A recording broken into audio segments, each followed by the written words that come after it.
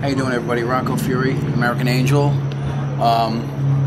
Just want to give you a little bit of a background on me and where I come from. It was probably back in the 70s when I was growing up as a kid.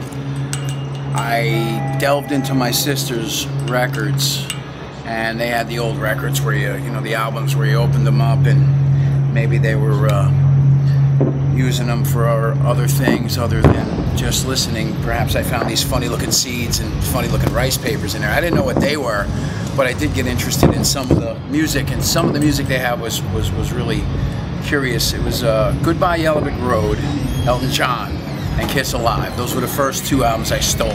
I dumped the pot seeds out and I took them up to my attic and I listened to them. And I really dug the groove and the writing style of Elton John and Bernie Taupin, and totally dug the whole stage presence of, you know, the Freely Stanley Simmons deal. So you take that and you zip 10 years forward to a guy getting out of high school, some loser kid with long hair, and you kind of push Kiss and Elton John together, and that's kind of where you got me, Rocco. That's kind of where I was born, and that's the rock and roll roots I had. And then along came another band that kind of threw another little spice in. They were called, you probably heard of them, Judas Priest.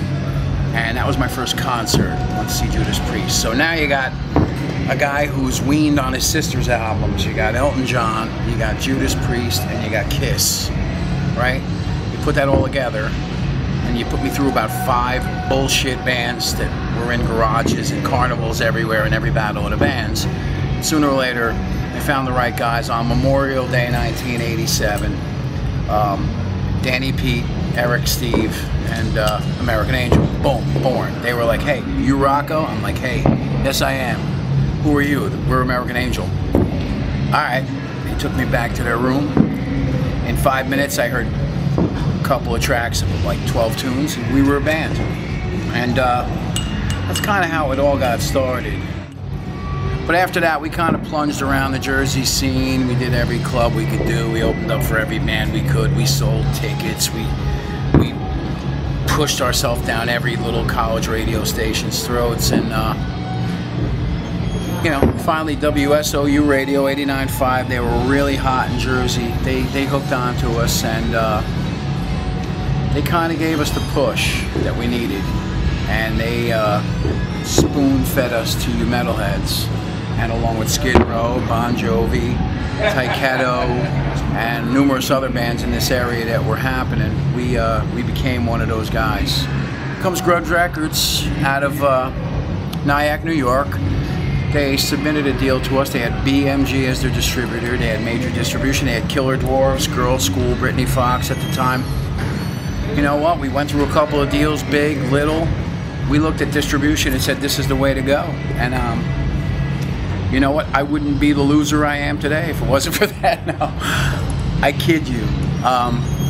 They were our start. A guy named Jeff Miller and Grudge gave us our start. They pumped us up and down the East Coast, and I really had a blast. I mean, we toured with Skid Row, we toured with Extreme, Steelheart, of course Killer Dwarfs, Company Wolves, and Steve Conti, who's now, you know, New York Dolls, and God knows what else he's done. He's fucking phenomenal.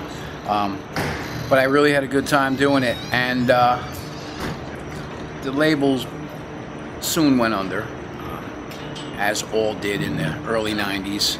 They couldn't support any bands anymore, and the grunge scene was coming on strong. I didn't have any flannel shirts, nor did I like them. And we decided to go our own way. We parted ways with them on amicable terms. Started our own label, Criminal Records, took what we had left from, you know, all the shit we wrote on the road and on the tour buses we were stuck on, with smelly spandex and dirty rock stars, and we took those tunes and we put them on EP 92, put that out on Criminal Records, did pretty good. That got some good radio play, but we didn't have the, you know, national appeal we were getting from the first record. But we did our best, and we plunged ahead for 3 or 4 more years until the mid to late 90s, where it came to a not screeching halt, but I'd say a stumbling, bumbling halt. And the original members and I parted ways. We all tried our own thing. We even tried bands together. You know, we tried to do our own little cover things together, or our own little projects, but that didn't ever work. I guess it was just time, you know, as it is with like girlfriends you date, or, you know, so many other things in your life, food you like that sooner or later you just don't like them anymore. You know, we just lost a taste for one another. But I never lost a taste for this scene or rock and roll or heavy metal at all. And after a couple of years of kind of sticking my head in the toilet and being an asshole, decided to pull my shit out and shake it off and go back and do what I do. And we started American Angel back up in 2004. Put a record out that maybe you guys don't know about, Vanity. It's on Shavis Records. They're out in Baltimore, Maryland. Good guy, Bill Shavis. Twisted Nail Productions. They put out a couple of thousand. We did pretty good with that. We did a small tour for about a year and a half, and as quick as it started, it stopped. And now American Angel is just a novelty, you know, it's just kind of hanging around, and it's keeping the pulse for me. I ain't stopping, man. I ain't stopping. I'll rock till I die. And don't forget your friends at Rock Scene at www.rockscene.com. Gotta go, gotta play, gotta rock. See ya.